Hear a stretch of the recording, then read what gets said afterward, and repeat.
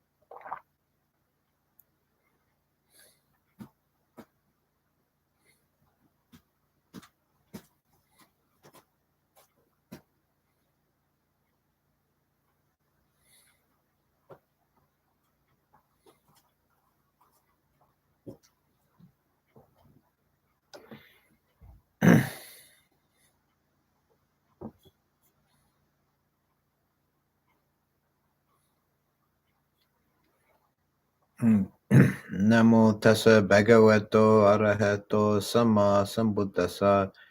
Namo tassa bhagavato arahato sama sambuddhassa. Namo tassa bhagavato arahato sama sambuddhassa. So this evening's topic will be asmimāna, the fetter of the I am conceit.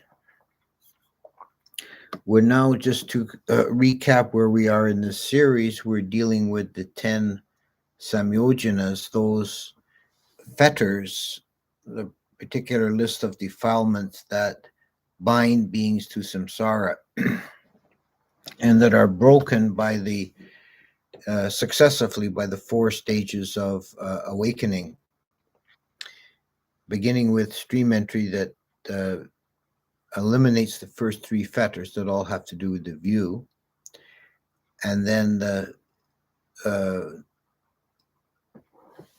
achievement of once return eliminates or attenuates the 2 fetters of sensual desire and ill will, and these are eliminated by the anagami. So those were the first 5. Then the last 5 fetters that are sometimes called the higher fetters, although I think a better expression would be the deeper or the more fundamental fetters, are those that remain even to the anagami. An anagami is someone who's very close to having completed the path. They're not quite an arahant yet, and they're called non-returner because they'll never return again to rebirth in the human realm. And they still have remaining 5 fetters, and we've discussed the 2 variations of the desire to exist or to become or to be, bhavatana in the form of rupa raga and arupa raga, the desire for rebirth in the form or formless realm. So the anagami has no sense desire, so they cannot be reborn in the sense desire realm as a human or a deva, but they still have the desire to become or to be in some form, so they're reborn in the higher realms only. And one of the fetter we're particularly looking at today, and we've got 3 left to deal with, the one we're looking at today is asmi-mana, which the common translation of which is the I am conceit. Mana refers to a product of the mind. Mana in one meaning of the word is just mind. Mano is mind, and when we talk about asmimāna, we're talking about an idea or a perception in the mind of I am. Now, if you will recall, the very first fetter we dealt with was Saṃyojana, which is the personality view, literally the own body view. So this delusion of self is multi-layered, it's complex, and it has more than one level. So a stream winner has overcome the fetter of the conceptual idea of a self. They no longer can see that as a realistic thing. So they have a new understanding of not self, but there still remains a more subtle form of self-identity, which is the asmimāna, the I am conceit.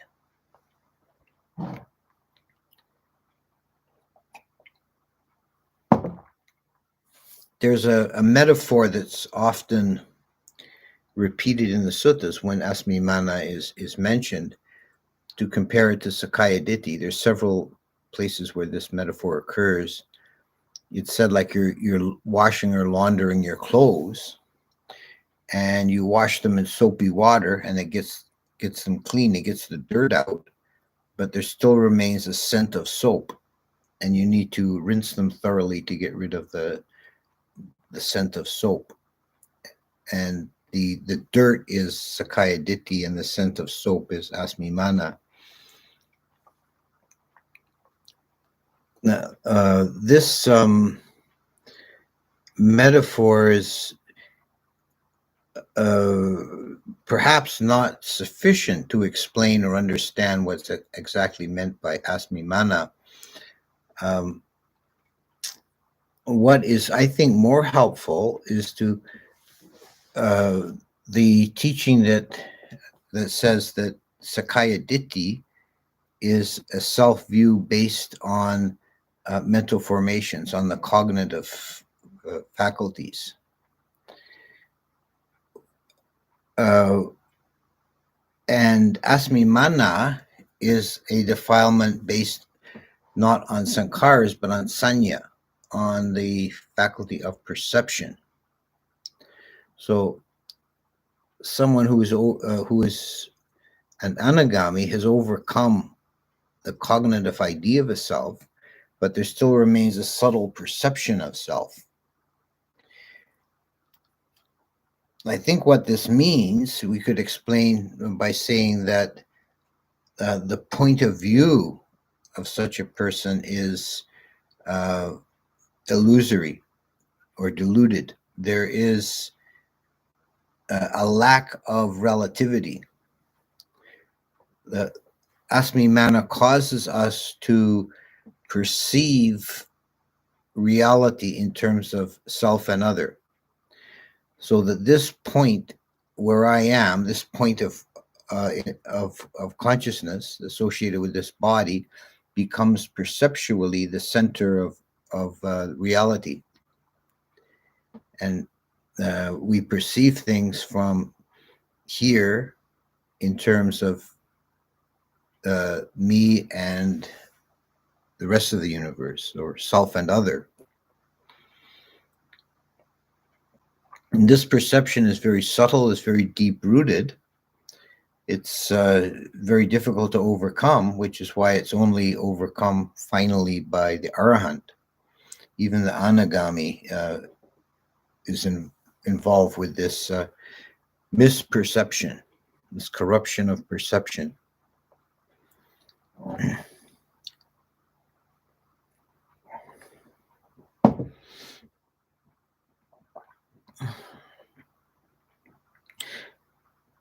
In the Mahaparinibbana Sutta, in the episode where Ananda is speaking to the Buddha, and the Buddha says that if he chooses to do so, he could remain in existence for the duration of the kappa.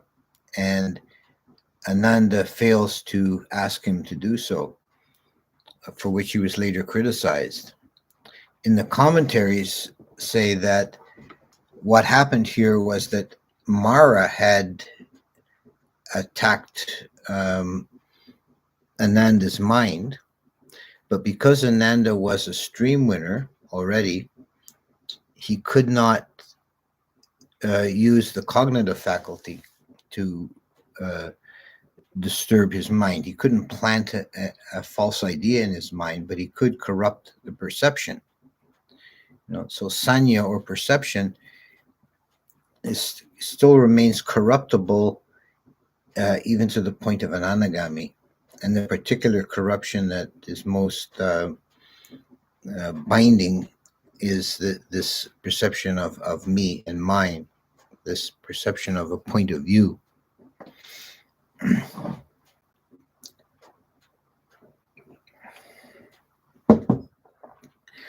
Perhaps I should explain something about sanya, because this is actually quite important to understand for get a grasp of the Buddha's psychology, the way he explains human psychology. Sanya, or perception, is the faculty by which we make sense of the incoming sense data. Consciousness only sees, like eye consciousness, to take this example, eye consciousness only sees color and shape. It doesn't see a table or a person or a tree. No, it only sees color and shape. It's perception that takes this incoming data and creates in the mind a table or a chair or a tree or what have you. And perceptions are what we experience. We live in a world of perceptions. We don't ever experience the outer world directly. It's mediated through first our senses and then our perceptions, our sanya. And perception can be distorted or corrupted. We can have wrong perceptions. Things can be mistaken. And the fundamental wrong perception of a self is what is meant by asmimāna. There's also another context in which asmimāna comes up, less kind of metaphysical and more immediate, is the way it expresses itself in ordinary life is in the three modes in terms of our relations to other people or other beings. There is and all three are considered illusions or delusions. They're wrong ways of perceiving. One is the perception that I am better than the other person. I am superior. The second one is I am inferior to the other person. I am lesser than. And the third one, which is equally a delusion, is I am equal to the other person. So to be better or lesser or equal, they're all equally delusions. And this is because they all have the underlying fundamental flaw of seeing things in terms of self and other.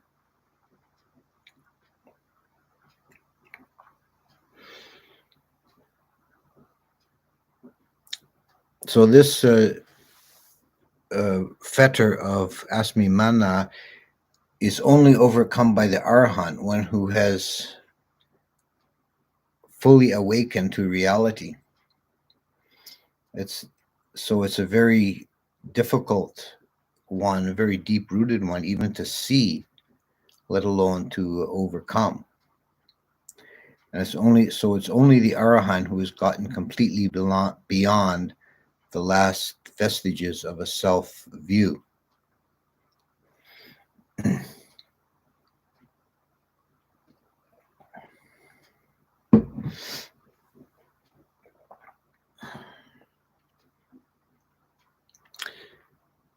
So I'll I'll leave it at that, and I'll continue on online here and answer any questions you might have. Just put them into the chat.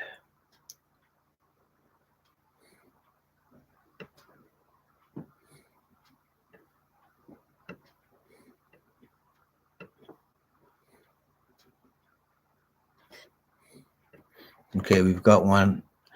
As a child, I would sometimes experience strange moments of dissociation from subjectivity.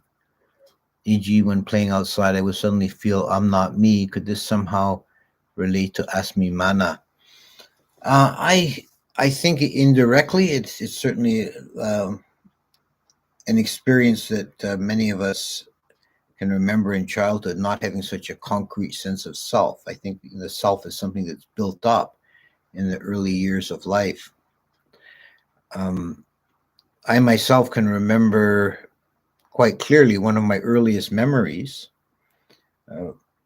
when I was young, very young, before I started school. I was playing in the living room with my toys, and my younger sister was on the other side of the room doing something else, playing with her toys, I guess. And it suddenly struck me very remarkable, and as a brand new idea, that my point of view was different than hers. Like, I could look across the room and see, the left side of the room and her playing, and if she looked up, she'd see the right side of the room and me playing. And it kind of scared me a bit to realize that people had different perspectives, different points of view.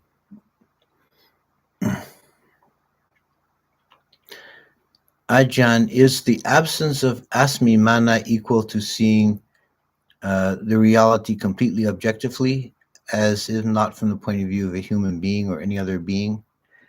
I think so. I think we could say that would be one way of describing it, that there is for the Arahant, there's no privileged point of view. It's all just objective, subjective consciousness knowing objective reality.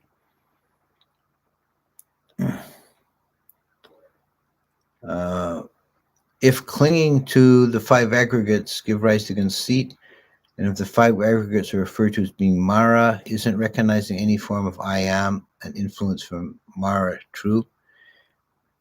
Talking about Mara, there are different uses of that term Mara, which are distinguished in the commentary.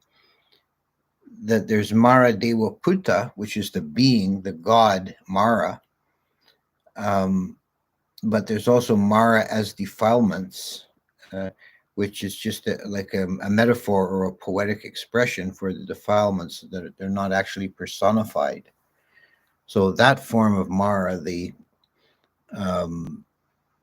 innate misperceptions and that causes us to become attached to the five khandha, you don't need to postulate an external entity that's manipulating you or manipulating things. It's generally felt that actual Mara, his interventions are rare, that he doesn't need to bother with ordinary humans, because we mess ourselves up good enough. But he takes interest if someone is close to full awakening and becoming an Arahant or a Buddha, then he tries to prevent that. Ajahn, would the eradication of asmi-mana require the attainment of Nirodha Sampati when one completely lets go of aggregates for the first time? No, I would say no, because the reason I would say that is because Nirodha Sampati is a particular attainment, a meditative attainment that is possible or available to anagamis and arahants, but it's not necessary. It's not considered as a prerequisite for higher attainments. The I am conceit seems to be the primary defilement of Baka Brahma. Yes. Is that accurate? Is he overcome it as a result of contact with the Buddha? Yes, I would say that's probably true. That or Asmimāna, and also Bhava Tanha, the desire to be, or the kind of expressed as the kind of pride in his own great existence as a great Brahma. He did not overcome Asmimāna at that time in his encounter with the Buddha, which would have meant he became an anagami. He did not become purified to that extent. How's identification with ideas and viewpoints overcome at what stage? Well, pretty much at stream entry. Stream entry is a purification of view.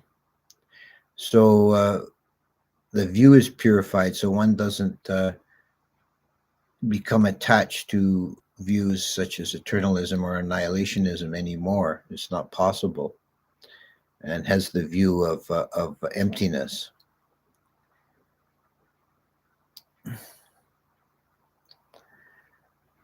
Can drugs like psychedelics give insight to asmi-mana?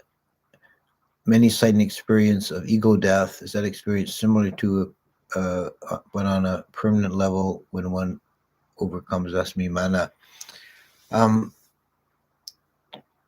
What one of my teachers once said about psychedelics as a used as a way of spiritual exploration is that you can, and to use his, I'm quoting here, he said, you could get your head above the clouds and say, oh, there is a pure land, but you'll never get your boots up there that way. And what I think this means is that psychedelics can have some effect in shaking up our perception of reality, but they can't really take us all the way to liberation, and they can't be a permanent change.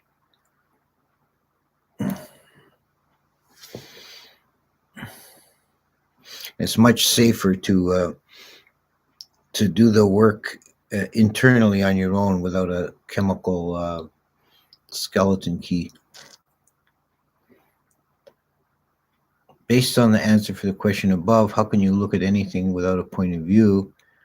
It is inherent in looking. What is the example of an objective point of view? Well, a purely liberated or objective point of view would be that of an arahant or a Buddha, and it's difficult for us to imagine exactly what that would feel like. I would say the closest we can think of is that it's entirely relative, in terms like no privileged point of view, and this is sort of equivalent to the idea of relativity in physics, that there's no privileged frame. There's no privileged frame of reference.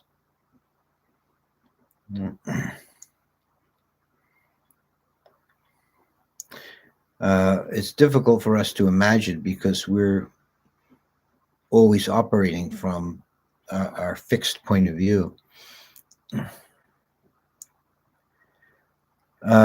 Is asmi-mana the reason of our lack of equanimity when we interacted different sentient beings, treating different persons with aversion or favoritism? It's definitely one factor. I don't think it's the only one, but it's one of the factors that corrupts our relationship with other beings, and it takes this form I mentioned of judging and placing them in a mental hierarchy. This being is superior to me. I ought to defer to him. This being is inferior to me. I can be above him, or I'm equal. So all three of these are problematic. So including the idea that we're equal. So forms of social hierarchy should be seen as conventional only. which which means they have a place. They allow society to function, but they're only conventional realities, not real, not existentially real. What is the difference between ahamkara and asmimāna, besides the former being Vedic and the last the Buddhist? Do they mean exactly the same? Ahamkara is a term that's also used in Buddhist discourse that means self-making. It's the mental processes by which we create a self, of which there are, in one sutta, they're listed as 20 forms of self-making. We can take the 5 aggregates and multiply them by 4, because you can take each aggregate and identify with it as a self in one of 4 ways. So to take the body, you could say, I am the body, or the body is mine, or I am in the body, or the body is in me. And we can do that with any of the 5 aggregates, and these are forms of self-making.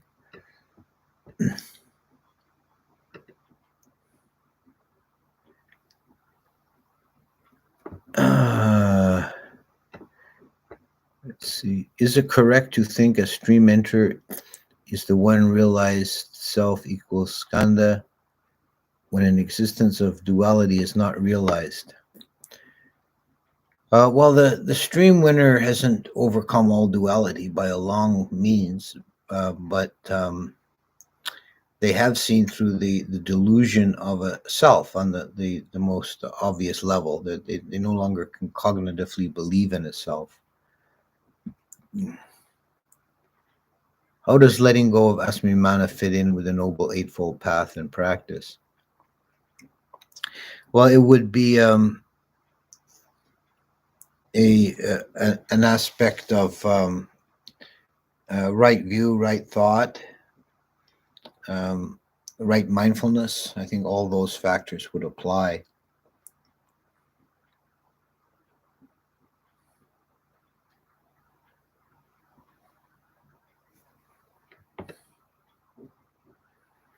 If we are not better or lesser or equal than others, how should I look at others that are different from me economically, ethically, etc., etc.? Just on a conventional and practical level. You don't. You try and avoid making distinctions existential. This was basically the Buddha's approach to caste. And the Brahmins taught that caste was something created by Brahma, the great god, at the beginning of the universe, and beings were assigned to a caste which intrinsically was part of their nature.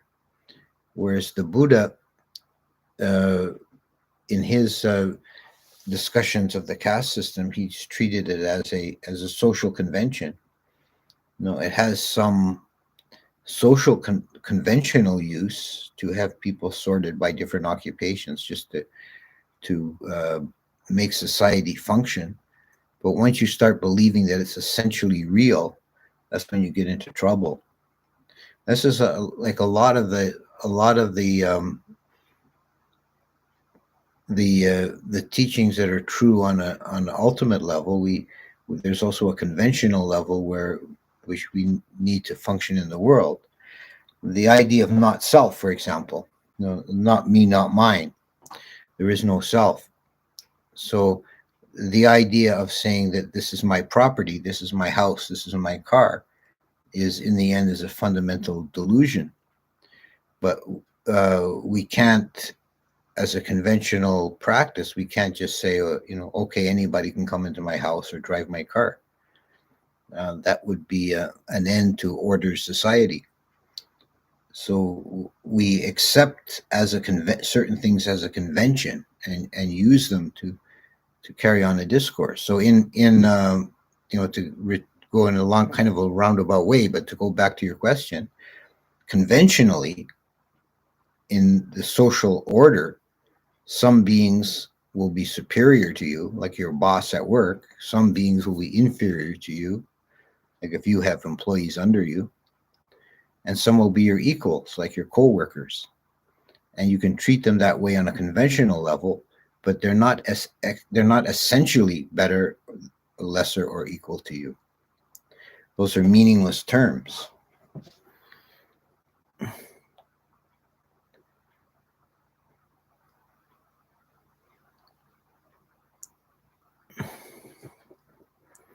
Okay, Ronnie's telling the story of his memory, of his childhood memory. He says a fuzzy mental picture of a baby sitting naked in the sand with waves crashing. And the baby, I guess, was meant to be you yourself. Strong sense of self that hasn't yet developed. They're still developing that. So if there's any memory from that, and which is why, one reason at least, why it's difficult to recover memories from that period of our life, because there's no clear self perspective to order them around, to order the memories around that point. So if a memory does come up, it'll be confused in that way this memory is.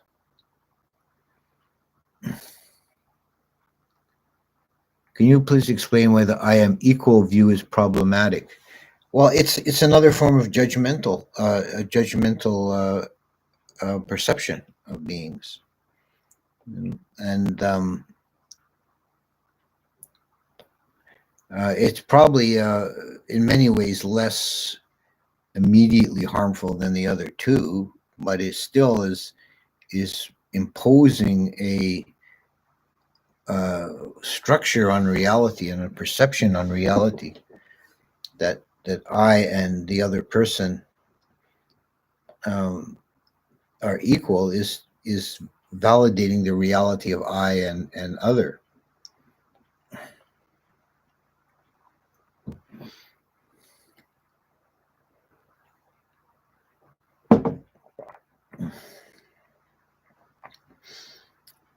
And the whole idea of equality as a social good is has its limits as well, just on a practical point of view. It can only be carried so far.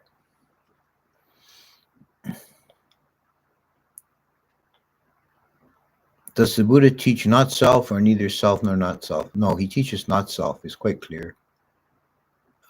Practicing asubha as an object of contemplation has reduced my attachment to the body.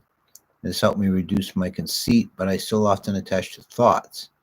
What can I do to reduce my attachment? I think with thoughts, it's most important to see the emptiness of thought. To see the sankharas as just empty phenomena, not giving them any particular significance or importance. And there's no reason to be attached to something that is so ephemeral.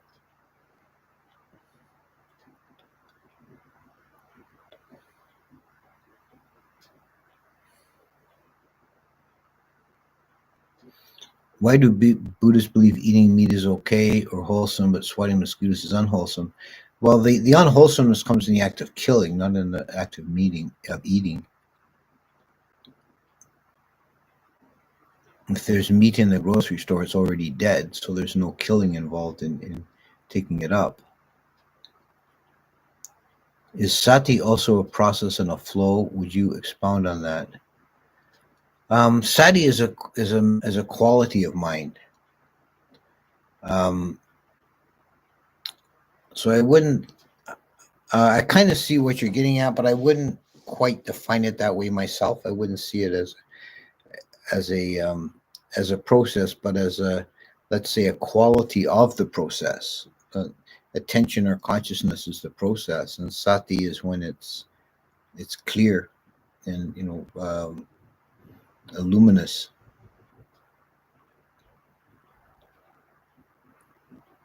Okay, what is meant by seeing things as they are? That would primarily be seeing things in terms of the three characteristics.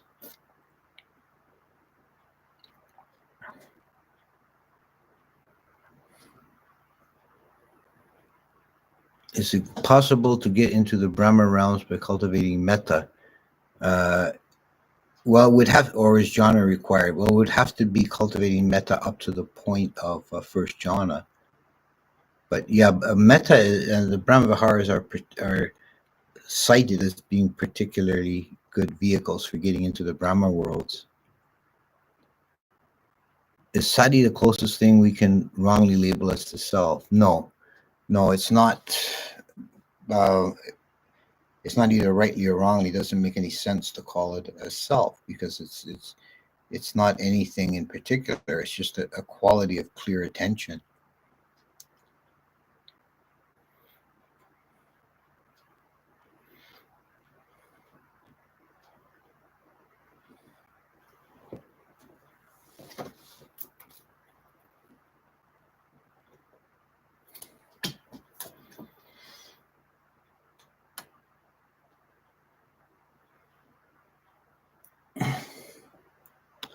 So I think I'll take my leave. I've got something else going on this evening, so I'd like to get off a little early.